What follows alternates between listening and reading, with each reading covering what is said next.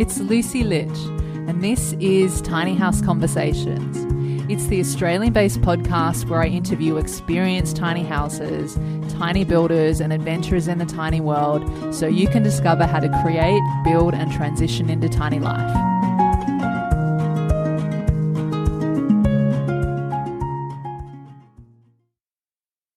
Before we get into the show, I want to let you know about something I feel will be a game changer for aspiring tiny houses and the tiny community as a whole. It's a 3D tiny house designer that my friends at Tiny Easy have recently released. And since you're listening to this podcast to learn more about tiny living, you've probably been envisioning and dreaming about what your own tiny house could look like. Well, Tiny Easy's 3D Tiny House Designer is the first online design tool that lets you design your tiny house without needing any technical or design knowledge. I know for someone like me whose creative strengths are definitely not in design, that this is a time and frustration saver. I love that in the designer, I can just drag and drop building blocks to design my tiny house in minutes and then share the design with my friends and tiny house builders. How cool is that? But what's the alternative? Well, I'd literally be sitting here for weeks or maybe even months trying to learn a difficult professional drafting program, or I'd have to hire an expensive architect. All the technical stuff kind of hurts my brain. Can you relate? And I'd rather the money go towards some must-have features in my tiny house. The best thing about the designer is that you can try it out for free and start mocking up your tiny house today. Just choose one of their beautiful tiny house design templates or start from scratch and let your creativity and imagination run free. Now, if you like the 3D Tiny House Designer, the Tiny Easy team are giving you a super generous 75% off the first month of the premium version, and that includes a ton of more awesome objects, furniture, decorations, materials, and so much more to make your tiny house super special. So just head over to tinyhouseconversations.com/tinyeasydesigner and use the code LUCY75 to get started. I'll also put a link in the show notes with all the details for you for easy access. And if you haven't heard my tiny house conversation with the Tiny Easy team, make sure you go check out episode number 22 with Till, Lauren, and Eugene. They're doing some amazing things over in New Zealand to help make your tiny house journey easier, and this 3D designer is just the start. Now, let's intro today's episode. Hey, it's Lucy bringing you another episode of Tiny House Conversations. Joining me on the show today, I have Thiago Perrone, who is the managing director of the tiny house building company, Aussie Tiny Houses, based on the Sunshine Coast of Queensland. Aussie Tiny Houses are passionate about tiny living and providing alternatives to the current housing market. Their team of industry experts has been designing and building tiny houses in Australia since 2017. They specialize in optimizing small spaces and designing beautiful, practical, and affordable living solutions to help you create your tiny house vision. And in this conversation, we talk about tiny homes as a solution to homelessness, considerations for DIY building versus buying a tiny house. We also talked about creative storage solutions in a tiny home, the tiny house models and off-grid solutions Aussie Tiny Houses offer, including their soon-to-be-released deck trailers and the customer journey to work with them to build your tiny home. Questions you should ask your builder to make sure you're working with an ethical and reliable tiny building company in your area, and so much more. Now, Aussie Tiny Houses are one of the most well-known tiny house building companies in Australia, and I've wanted to get them on the show for a while. So with that being said, on to this tiny house conversation with Thiago. Thiago, thank you so much for joining me on Tiny House Conversations. It's really great to have you here. Thank you, Lucy, for getting us here. I would love to talk to you more about tiny houses. Yeah, the best kind of talk, I think. So Thiago, you're the managing director of the tiny house building company, Aussie Tiny Houses, and you're based on the Sunshine Coast in Queensland. I'd love if you're able to start by just sharing a bit about your background, where your interest came around tiny houses, and then how you came to be working for Aussie Tiny Houses. I know the co-founder of Aussie Tiny Houses, which is my business partner, Fabio Paolucci. And we are long-time friends. Like, we know now each other for over 15 years, and we had worked together before in a different company, different industry, where he was the warehouse manager and I was a supervisor. That was, interesting enough, that was for Havaianas, the thongs, I left the company, and then he was there still. He moved up to the sunny coast, and I was still in Sydney running another business, which was a fitness business.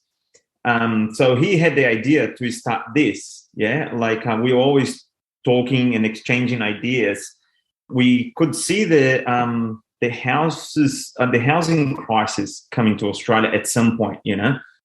Just looking at America, what happened in the economy in America and stuff. So we had this vision that it would be a great product, and it was a matter of time coming to Australia. So Fabio started on his own in 2017 with another person, and then this person left, and he was for a little bit of the time by himself trying to run it.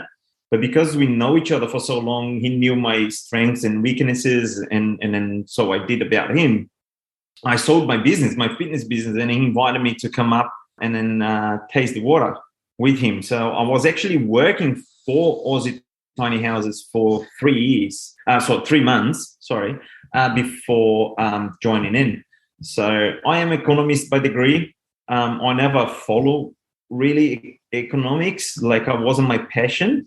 Fitness was my passion, and then being an entrepreneur, I had a few business with my father before. So when Fabio invited me, I was like, man, this is it. Like, let's go. Let's establish this company and let's give people a solution to live cheaper. So yeah, we've been doing this for over 5 years now. Yeah, amazing. Well, I think you seem to be in Australia like one of the original and one of like the tiny building companies. And, just speaking to different tiny house builders, and there seems to be a lot, popping up, all the time. But it seems to be that for most of them, it's not just about building houses for people. And you touched there just a little bit on like the housing crisis and the economy and all of that. And I'm just wondering, like, with everything that Aussie Tiny Houses does, like, what's the bigger mission behind it? Our mission is creating freedom through a lifestyle change. We create a product that gives people the opportunity to have a roof over their heads, which is beautiful houses as we design to each client's need. So they have freedom through this lifestyle change. They can live with a smaller footprint, they can live completely off grid, no relying on, they won't have any bills to pay. They can have solar, they can have harvest water, they can have their own garden, and then they can use their money from their daily job to do things that they like traveling or creating a new business. Like, so soon we'll see some videos that we're making with some of our clients from different age groups, how they thrived since they started living in a tiny house. So that's our mission, creating freedom through a lifestyle change. Yeah, that's a great mission, and I love a lot of things that you said there. It seems to be that tiny houses, beyond just a housing solution, it does open up this opportunity for people in so many different ways to create that freedom and to be, I guess, living in a way that is more aligned with a simplified life and our nature and who we are, and lowering stress levels and just not having to succumb to that daily grind, because you're able to live in a house that's more affordable and those types of things. And so, I know that you guys have a blog post, which I found really great to read and interesting. And it's Are Tiny Houses a Solution to Homelessness in Australia? With the rising prices of living costs and the housing crisis that seems to be present all over the place at the moment, not just in Australia, but around the world, I do feel like tiny houses are a big part of this conversation. It's one of the solutions for alternative and more affordable housing, and it's supporting those in situations of homelessness. So I'd love if you're able to just speak a little bit more about that and how Aussie Tiny Houses is involved in supporting those that are homeless. Oh yeah, absolutely. Like, you're not wrong. You're completely right. Like, this is a great solution for homeless people or people in the need to have a house. Like, we hear stories here on the coast from right, left, and centre, where even people that are not homeless, they're struggling to find houses. Especially because all the prices rising and then pushing people away from the coast, and that there's less availability in the countryside, as you go away from the ocean. In 2021, we joined forces with a company called U-Turn to reduce homelessness in our local area. They came to us, and then they exposed the problem, and then we started working together with them. Like, hey, we have the solution. It's a small footprint. It takes us 1 to 2 months tops to build one house, and then you will provide a house to at least 4 people to live in it. So depending on your funds, like you can have, like, every 2 months, you can take 4 people out of desperation, not having where to live. And then we ended up donating 10 grand to this project, and we're still working with them. So we're coming up with other solutions on how to build those special houses for this purpose quicker and cheaper. So that's affordable. Who doesn't know U-Turn? I would love you guys to jump on, and then if you can help them any way, shape, or form, we'll be always grateful for that. So yeah, we're looking to solutions where to build houses quicker and cheaper. So these private organizations, they can afford those houses. And also we're touching base with a few councils, especially like here where we are in Noosa, to lay out the options they have, because we do have the solution. We just need to work together with councils to provide the solution to the people that need that solution, So yeah, we're still working with U-Turn and a few other projects coming along, and then in a few months, we should have something new for you guys. There seems to be, like, there is so much.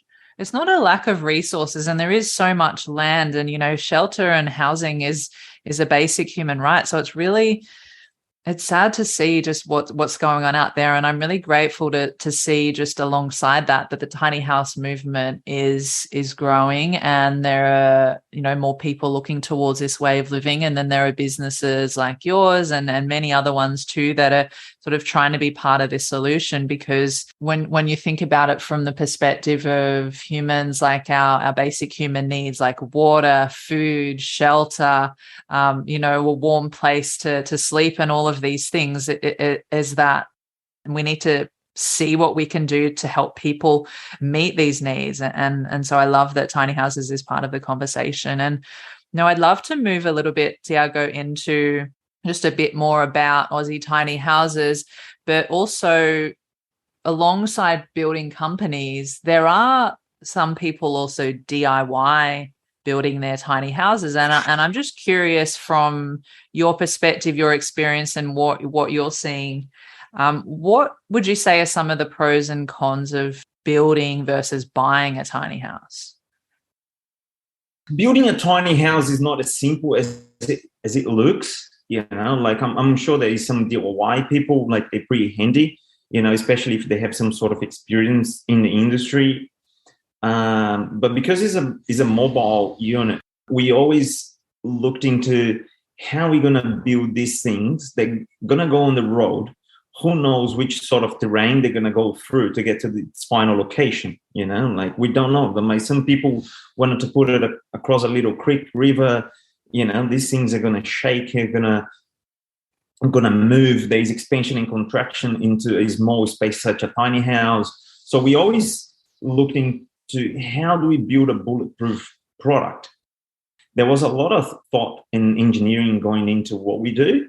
So I think if you are a DIY, like, you really need to look into those things that you're only going to notice after you build it and you moved it. So I think having, like anything else, like especially in our personal lives or whatever you do, the foundations of what you do is the most important thing. So tiny house, we're talking about trailers, So some DIYs, they will go to the boil making around the corner. They've never done a trailer, but like, he's a cheap guy to do it. You do a cheap trailer. It's a foundation of your house. So you may face some some problems later on the track. So I recommend to look for professionals that they know what they're doing, and then they are specialized on certain things, such as trailers, or if you're doing a steel frame, or if you are DIY, I would recommend to build as you would build a house when you go with timber, and then use quality products. You got to do it better than stronger than you do a normal fixed dwelling, because as the name says, fixed dwellings, they're not going to move. They're only going to expand and contract with the weather, but like they sit still on a concrete slab, most likely on stumps that you need an engineer to do it. If I can say, like, over engineer it, so just go above and beyond, always thinking about the weight that you put on those things, because the maximum weight is 4.5 tons. And then if you go over 4.5 tons, it's not road legal. You do want things to be done, like, especially when it comes to, say, the electrics and the plumbing and the different height, weight, and dimensions. Like, you do need to make sure that those things are done properly, and then also from a safety perspective too. So yeah, I can definitely see there's like pros and cons of both sides, and I guess maybe it also depends on people's budgets and stuff too. But I'd love to just talk a bit more, because I know that you guys are quite big on like the quality of your building materials and stuff, and would love to just run through some of them with you. So like maybe starting at the foundation, you just talked a little bit about trailers there. So talk a bit more about like the trailers that you guys use. We were always concerned about the foundation of a tiny house, so what's the distance between the axles and the toe ball? What's the stress that you put on your drawbar? Those things people overlook. Like it's a trailer.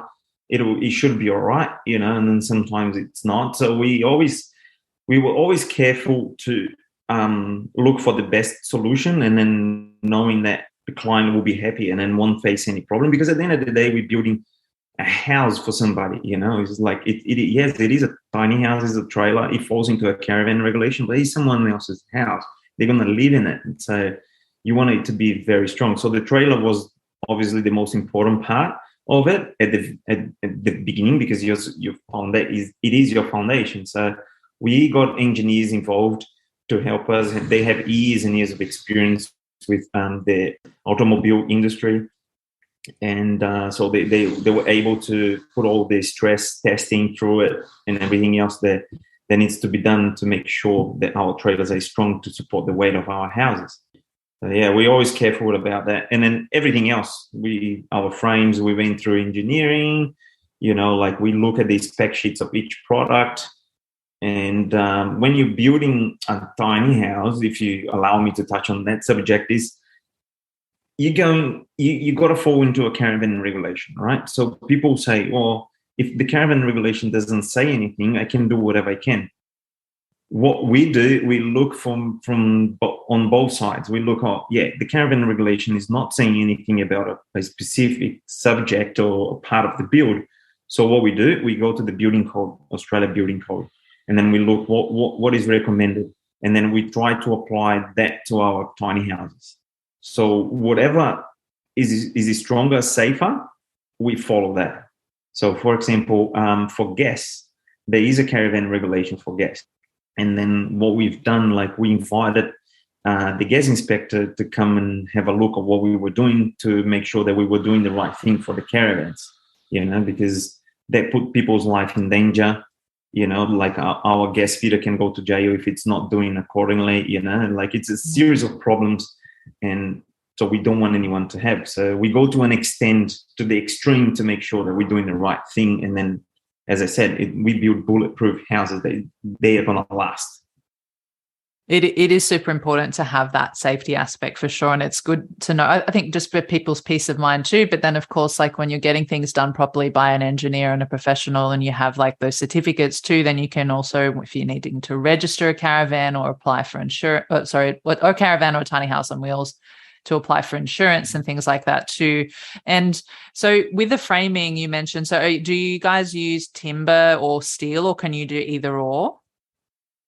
Now, we moved from timber a long time ago. So I would say like we're operating for 5.5 years now. So we probably moved away from timber about 4.5 years ago, maybe. Because like before, as you probably noticed, the tiny house market before, people were like, oh yeah, I want a tiny house. So a tiny house at that time, because we're building with timber, the maximum length would go to 7.2 meters long, and then would get us to the weight capacity, which 4.5 ton in some cases, depending on whatever is in the building. So we changed to steel because you gain longevity on the frames. It is engineered, so it's not just the carpenter putting it together, like forgetting nails or not putting proper bracings or noggins in it. So it gets engineered, and the manufacturer follow those requirements from the engineer. So it's peace of mind. It's lighter. It's termite free. Can go anywhere, and termites will never get to it. So there was a lot to gain with the steel frame in comparison to timber. So that's why we moved to. Okay, that's interesting. Yeah, no, that's great to hear that. I didn't realize that you guys had changed over. And what about flooring and subflooring? What do you use for that? Well, subflooring, we moved away from timber as well. We used to use structural plywood, but we moved away from it. We use a different product now that it's insulated, and it's 1.4, and no one is using it in Australia, or not even New Zealand. As I said, we went to New Zealand to visit the few builders. We actually visit 6, and everybody's surprised at what we're using, because it's waterproofed on the side, is waterproofed on the inside of the house. And so we'll never get termites, we'll never get rotten, and then it's already insulated. So in a tiny house is crucial. So and then on top of that, we use vinyl, waterproof vinyl. Yeah. No, that's interesting, because I haven't heard of that, using that other type of material before. And what about, because I know that you use different types of material, what about cladding? So what do you typically do for that? Cladding we normally do is steel, which is the collarbone product on the trim, with the trim deck profile. We used to use corrugated iron, but like didn't like the look of it. And then since we start doing the trim deck profile, like people liked it, so we just moved away from the corrugated iron, and then trim deck looks pretty good, and that's what our clients like. It's maintenance free, so you will never have to paint it. There's an extended warranty depending how far you are from the ocean, and it's durable. It's no brainer. And we often do the cedar feature wall to break the steel a bit, so too much steel might not look good, so we just put some sort of timber to break it up a bit, and it looks terrific. Yeah, it's working really well. People love it.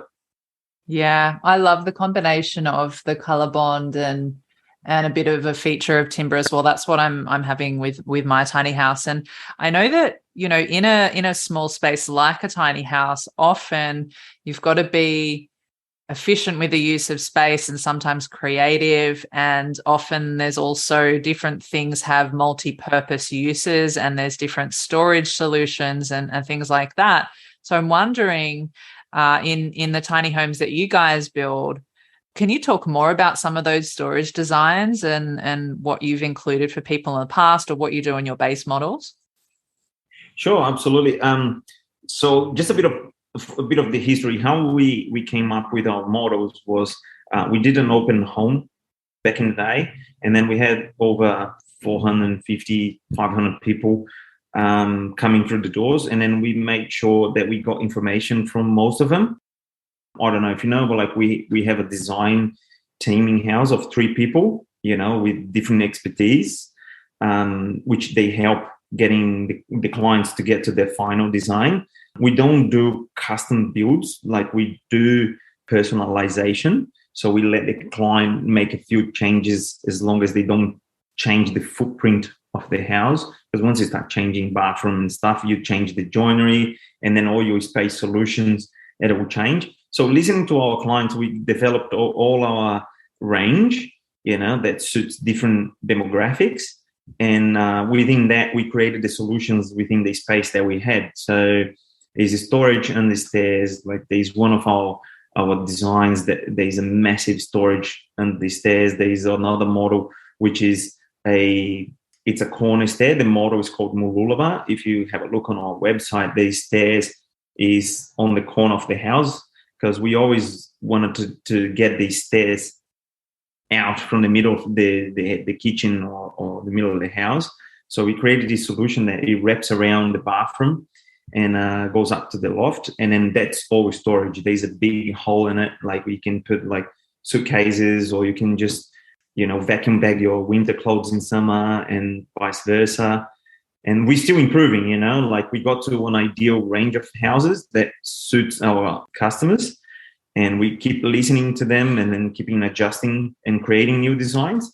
And then now we are more into developing these. One of the designers that works with us, she's focusing on storage solutions. So there's a lot of things there. If you look in the Italian market, and Japanese market, they have a lot of solutions for storage, and then that's what we are focusing on to introduce to our models.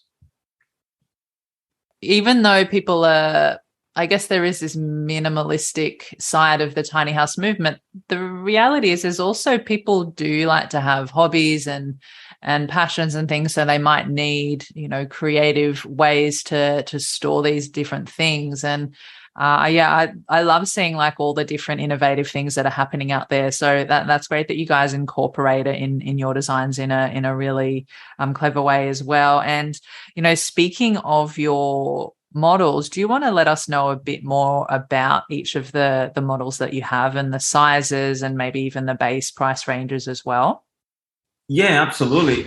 So we have about 10 to 12 different models, and they are divided between like loft bedroom models and then ground level models, right? So as I said, listening to our clients, there was a demand, because when first tiny houses came up, like it was always to maximize the user's space on the bottom, and having a loft, a sleeping loft. So that's why the lofts were a great solution to maximize the user space on the ground floor. But mature people with an advanced age, they didn't like the stairs in a tiny house. They found quite challenging to go up and down. So that's why listening to our clients, we created a range of ground level. So our houses, they go from 6 meter ground level to an 8.4 ground level, 9 meter ground level. And then we have the loft range models, which goes from 7.2 to an 8.4. We're working on a few different designs there. It's going to be a 10 meter ground level and a 9 meter dual loft. And the price will range from base models from around 90 grand to 139, 149. When you think about the quality of the builds and the finishes that you guys use and the building materials, and then also I think as well as think about the cost of like a regular sized home, right? It's like maybe a tenth of the price of a regular sized home. And so it is really great to see that you can, have such a high quality housing solution for a lot of people for a fraction of the price of what it could be like a mortgage or an apartment or a house or something like that. So yeah, it's a great solution. It's unfortunate that we had COVID and then the prices of everything just went extremely up, in the construction industry. So that's putting a lot of strains in the tiny house market. Unfortunately, we cannot operate with the prices that we had a couple of years ago. That's a shame. Yeah, I heard that like building materials went up something like 30% or maybe more, and then you factor in supply shortages too and all sorts of things going on. So yeah, really it's a challenge. Yeah, it was challenging. Everything got affected by supply chain and then the lack of workforce. So it's you can't find people to work, and then the wages go up, and you can't find steel because the factories stopped during COVID, and then the price went up because there was a demand.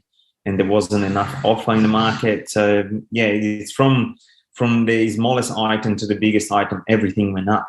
Yeah. Yeah, I can imagine how challenging it would be. And it's like a knock-on effect as well. Like one little thing affects everything else. And speaking of all of that, like in the last couple of years, especially with all that's been happening in the world, like have you guys seen a bigger increase in the interest of your tiny homes from more people? And has that also, that demographic of people changed? Because there is also this, there's different groups of people, I think, in the tiny house world that are looking at it for, some are long-term living, some are short-term rentals, and there's the Airbnb thing as well. So like, what is that like for you guys? Yeah, it has changed a lot in the last couple of years, like even 2.5 years now.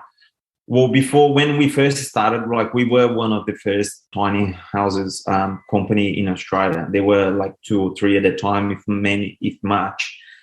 It was a lot of education. So at that time was young couples normally coming to us with the mentality of minimalizing, not getting to a mortgage, having this freedom through a lifestyle change, and was actually one on another mature person that would come to us, you know. And then COVID happened, and then there was a massive increase in people searching for tiny houses, and then the demographics changed with it too. So a lot of people start knowing what a tiny house is, and then how affordable it is, and how great product it is, like being able to move it around if you want to live in different places over the years and things like that. So before was young couples, like probably late 20s, early 30s, you know, and then is likely we saw the change, like more and more mature people coming and looking for tiny houses. That's why I mentioned that we developed those ground level builds, because people don't go up on the lofts. And a lot of Airbnb. That was a massive change during COVID. Like people discovered that there was a demand for that type of holiday accommodation. Now we get a lot of demand from those guys, Airbnb in it. So there's so much land available in Australia, as you said before. So it just makes sense for a farmer, if he has a piece of land, he either rents it to a person that has a tiny house but doesn't have the land. You know, he rents a piece of his land that is not doing anything with it. Or some farmers just went like, look, we have the funds, we have the land, we have everything, and then we live in a beautiful area of Australia. Why not put an accommodation here, and then we make a bit of money out of it. So it became a really good market, and it's big in Australia, I would say.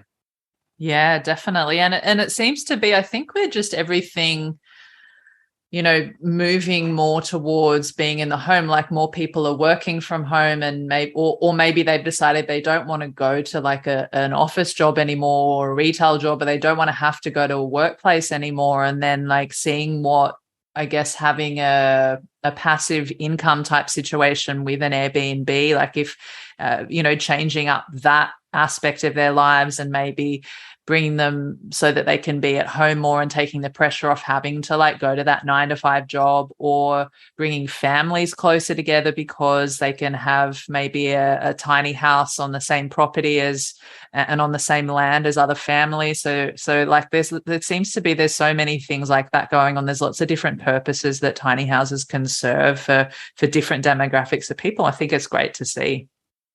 Yeah, it's been a massive change, and then we were quite surprised. But it's been great for us. It's definitely pushed the market. Yeah, I can see that for sure. And so you spoke a bit before about like caravan codes and all of that, and also you said you don't do full-on customization, but you do a bit of personalization. So I'm assuming that like building to the caravan codes, you have like the standard 15 amp inlet for power, and then like a garden hose for water and things like that. But so you also have off-grid solutions that people can choose from. So can you talk a bit more about those? Yeah, sure. So you're correct. We use the 15 amp plug. We use the hose connection for water. We offer like water tanks, a variety of water tanks.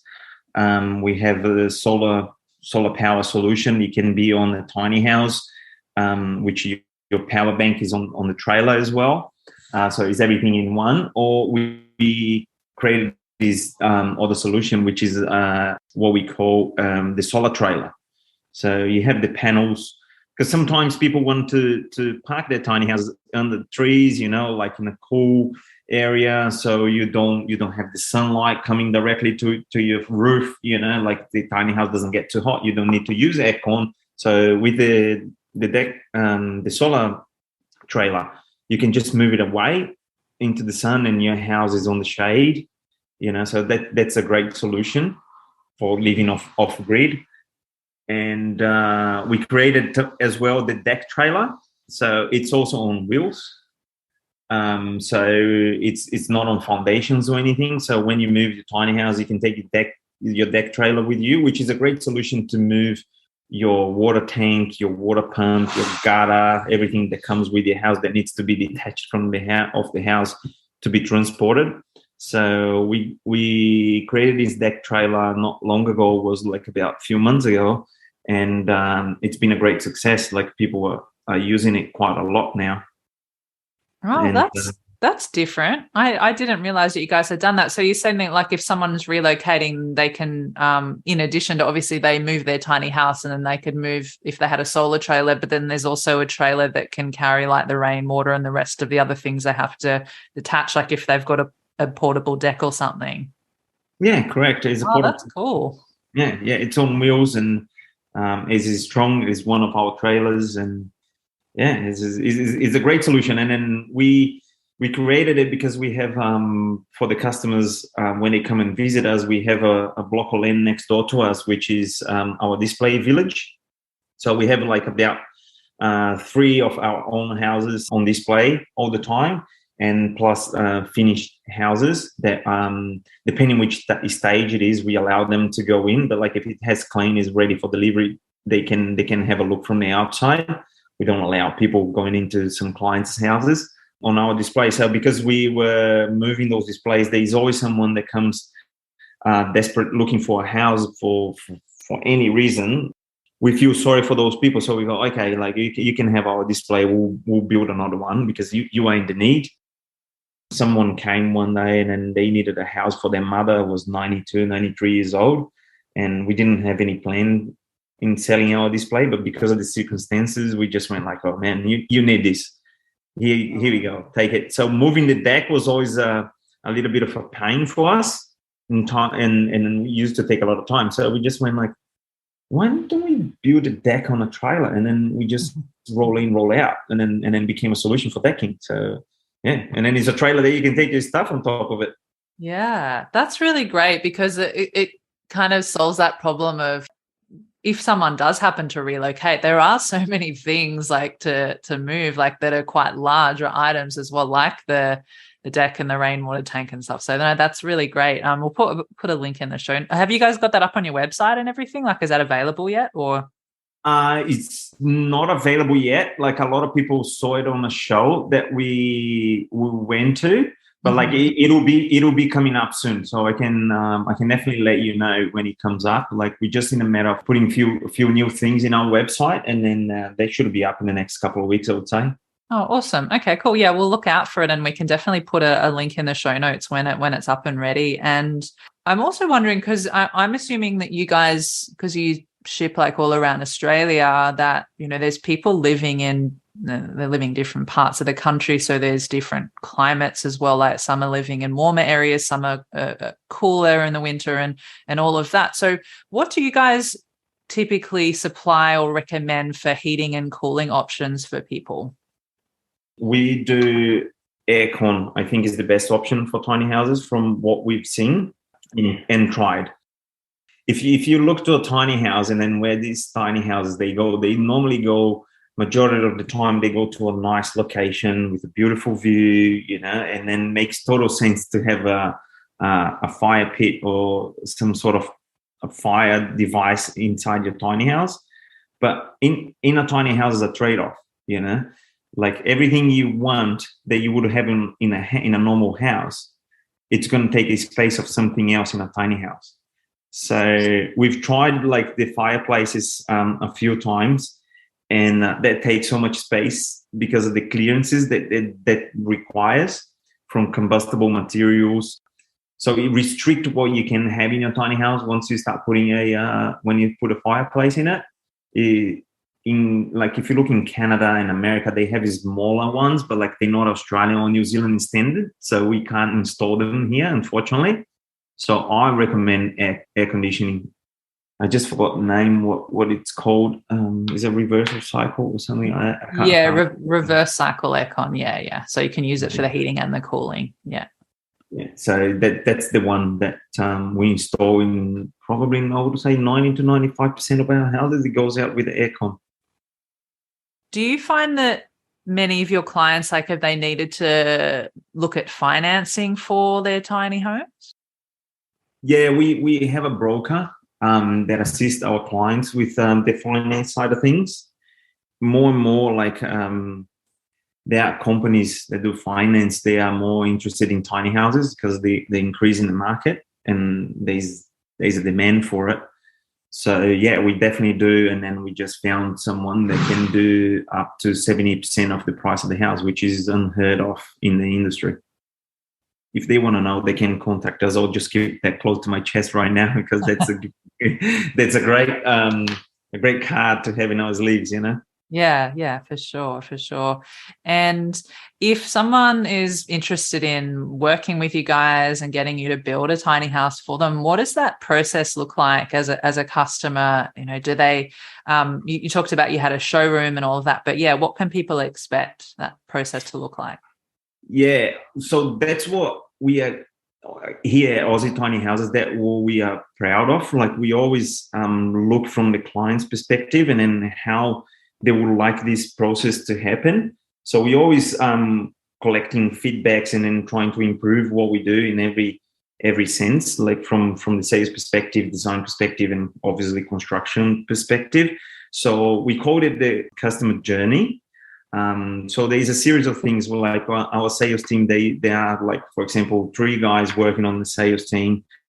And then when you inquire about a tiny house, you go through one being a manager. So clients don't talk to him, obviously, but then we have 2 sales guys. So the first one they will talk to will identify their needs, if how prepared to have a tiny house they will have. And then if they're prepared, we pass to the second person, which is going to go and understand what tiny house will suit them. Once they got all that, like we are really transparent in regards how our contract works, how the payment works, how the building stages they will get informed on every single building stage. And then once they sign the contract, they go past to the designing team to pick and choose colors, flooring, bench tops, joinery, tapware, fan, aircon. If they want to modify the joinery, that's where it comes. They can personalize that tiny house. Most of the time, it's on the joinery. What if they want a dishwasher? If they don't want an oven, whatever they would like to. So they're going through the designing process with one of our designers. From the designing team, it goes through our operations coordinator. And the client is informed all the way what's happening. So sometimes it takes a bit of time to go from sales to the designing team, but they know when the designing team is going to get in touch with them. So they're always aware that it might take 2 to 3 months depending on our lead time. And then once they finish that process with the designing team, they know how long it's going to take for that build to start getting built. And then once it comes into production, they get an automatic email saying, hey, we are ready to build your tiny house. The process is going to start. Our coordinator is going to start sending you pictures of the evolution of your build. So they get pictures all the way until the tiny house is finished. And then once the tiny house is finished, we send a video. We have a quality assurance process to make sure that everything is done accordingly. So we send a video to the client before they issue the last payment. And then we organize transport. They receive their house, and then we start doing our follow-up on feedback to see if everything is working accordingly, if they have any issues. Because, these tiny houses, they move. In a fixed dwelling, there's a few things that you need to do even after you do the handover, there's always something to do. So we make sure that we are contacting our clients to find out from them if there is anything they're not happy with before they contact us. You mentioned before, so what's the, is it 2 months you said that maybe it takes to build as well typically, or? Yeah, it's taking under 2 months. Yeah, it's taking just a bit over a month.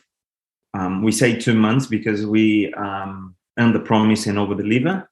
Yeah. So that's the thing, because you never know this current situation with the supply chain. We had to overcome a lot of obstacles, like with the supply chain, finding solution. Lucky we have a great team that it's always thinking ahead, and also myself with the experience in the industry, I'm always thinking ahead and then trying to foresee any issue that may come along. So yeah, we always give a bit more time, but like normally it will take like a month and a week for us to finish a build. But then we make sure that once we finish, we drive the house across the road, not across, just next door to our display village. We let it sit there for a couple of days to see if anything out of the usual shows up. We get our sales team to go and do a final check, because we building these things day in, day out. Sometimes we overlook a few things. So we get the sales team, one of the guys from the sales team, to go down with a checklist, and then if there's anything they're not happy with, they get back to us, and then we go and then fix it. It sounds like a really comprehensive, thorough process. And I like how you talked about it being a customer journey. And I think it's super important to like have that customer focused and customer centric view of what you're doing. And it's really great to hear. And, Thiago, we have not only in Australia, Australia is the largest audience of this podcast, but we do have people listening from around the world, including United States, New Zealand, and Europe, and all over. And I'm just curious, so for maybe someone in their area or their country, if they're looking for a tiny house building company, I know that you guys are really great with all the different blog posts that you come out with. I think they're really helpful for people too, but you do have a blog post that talks about 12 questions you should ask your tiny house builder.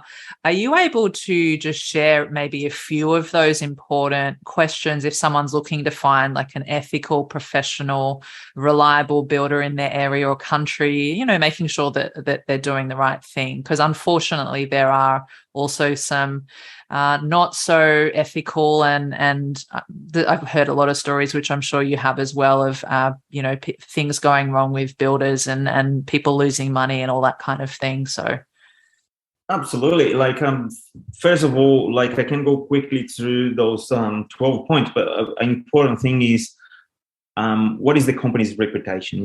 Like if you go to a restaurant, if they're gonna go for breakfast in a coffee shop, they might jump on the internet and then just check what the reputation, how many stars they have, so you should be doing the same, because if you're building your own house with somebody else, or somebody else is building your house, you should be looking into their reputation first, who they are, how long they have been doing it, how do they do it, what's the company history, is their trailer, like I said before, the trailer has been engineered, like has the frame been engineered, like what type of materials they're using, how do they fix those materials, how do they stop like expansion and contraction on a small space.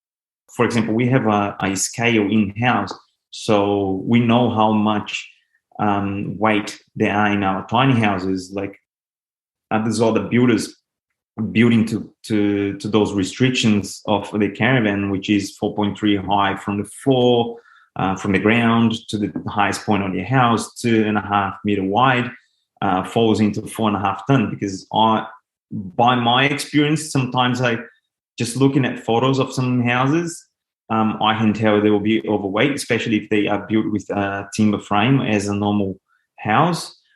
Do they have designers, like people that are specialized on actually placing everything into that little space, and then has this design been tested, has been put some thought into it. Like the designers are really good to do it. For example, I am not the person to do it. So that's why I get the designers, because I trust them to do it. And then we have an architect in-house that has created with us all the designs. We come up with the idea and then he fine-tunes it. So has those builders have anyone designing it, or is it coming out of his mind? And then once he builds your house, you're going to see, oh, this doesn't work. He didn't let me know about it. Is the list of possible inclusions and upgrades very clear? You know, how much will they cost you in the end? Do you know what you can have in your tiny house? What solutions they have for solar, water, aircon, cooling, and heating, cooling, as you said. Like, for example, how are those things? How it's going to look like on the outside of your house? If you're really interested in look and feel and longevity, like we do a lot of things that we think how it's going to be easier to service, you know, or how it's going to look on the outside. We don't want to be having pipes running through the outside and have flashings covering all your beautiful cladding and creating points of attention if it does rain, you know. Like we don't put a lot of silicone to protect things from water. We do in a different way where we don't need to use silicone to protect from the water. It's already protect itself, you know. How much you can customize your build. Do they provide you like with gas and electrical certificates? You know, are they using professionals that have their certification on their trades, or they just whacking things together, passing wires, putting gas lines as they wish? Can you visit a finished product? Can you go in detail? Like our sales guys are always up to, if you're far away, like you can arrange a time with them and then they will do a FaceTime with you, and then they'll walk you through the house and then show every single detail and finish of the house. Contract is a big thing, as I said before. Like you need, like we are very transparent with our contract. We had it written by solicitors, and then we never had a problem with it. We are very transparent. So what does the contract says? You know, what type of warranty they provide, and then what is the lead time? Is that really achievable? The lead time they're gonna give you, like just for instance, here we are employing around 35 staff to make sure that we are under promising and over delivering. These are the main points that you should be looking at if you're looking to buy a tiny house from those guys around the corner, or from a company like Aussie Tiny House. They have been established in the market for over 5 years and then use professionals to do the work. Yeah, definitely. I think it's so important to do your due diligence with all of those things that you mentioned. I think it's really valuable insights, and it's always good to see what past customers have of experience too. You know, like you always find that out as well. And I think when people have had good experiences with different companies, they're more than happy to share, you know, about that too. And so, yeah, thank you for sharing all of that. It's really helpful. And yeah, that blog I think is super helpful. So I'll put the link to that in the show notes if anyone wants to read that in full. So Thiago, as we start to close out the conversation today, would love to just know, are there any projects that you guys are working on at Aussie Tiny Houses? Maybe, I know you talked about the deck trailer, but is there anything else that's coming up for you this year or in the nearby future that you want to share with everyone? Yeah, sure, absolutely. Like we're just working on it's not a new, but like it's kind of new in Australia. It's a different wall system. So we have engineers involved in helping us to develop this, which is called in America structural insulated panels. So they're structural, they're insulated, and they will be a great solution for tiny houses, I would believe, because they can reduce the weight and without compromising the structure of the tiny house. So it's, again, like we are going through the process with an engineer and to make sure that product it's as strong as a steel frame, you know, because they use that in America and Canada. Some places you can see videos on YouTube where they structural insulated panel houses, they can survive a hurricane or something like that, and in other houses they don't.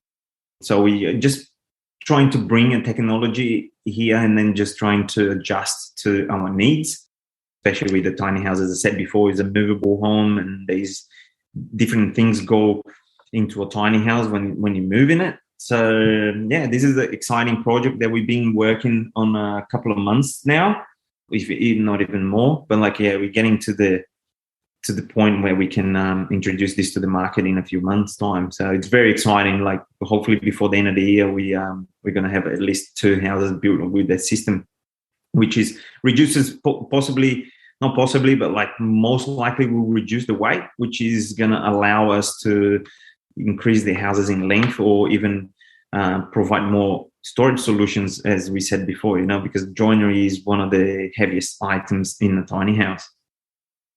Sounds like always looking to sort of innovate and improve and see, what the needs are and what can be done. So that's exciting to hear about. And if anyone wants to come and find you guys, connect with you online, whether it's on social media or your website, where's the best place that they can do that? So the best place to contact us is via our website. So you can book yourself in for a tour if you would like to come in person. Otherwise, just on our website, you're going to find our number, which I can give you guys here, which is 07 5324 2499. Or also you can contact us on our social media, Facebook, on Instagram, and then someone will get back to you straight away. And you can book a visit or a FaceTime call or whatever suits you. All right. And I'll put a link to all of those things in the show notes as well. So if you're looking for those show notes, you can find them at tinyhouseconversations.com. Thiago, thank you so much for your time today. It's been really great to get to know a bit more about you and Aussie Tiny Houses. And I think that it'll be great for the listeners to hear more about what you guys do. And thank you for what you're doing in the tiny house community as well. I really appreciate it. So thanks again. My pleasure. Like, I'm always open to have a chat with you whenever you like. Contact me and I'll be more than happy. We love what we do. I do love what I do, and then putting a smile on people's face, when they get their tiny house, is what drives me to run the Aussie Tiny Houses. So yeah, I'm a really happy man working in this industry, I can tell you.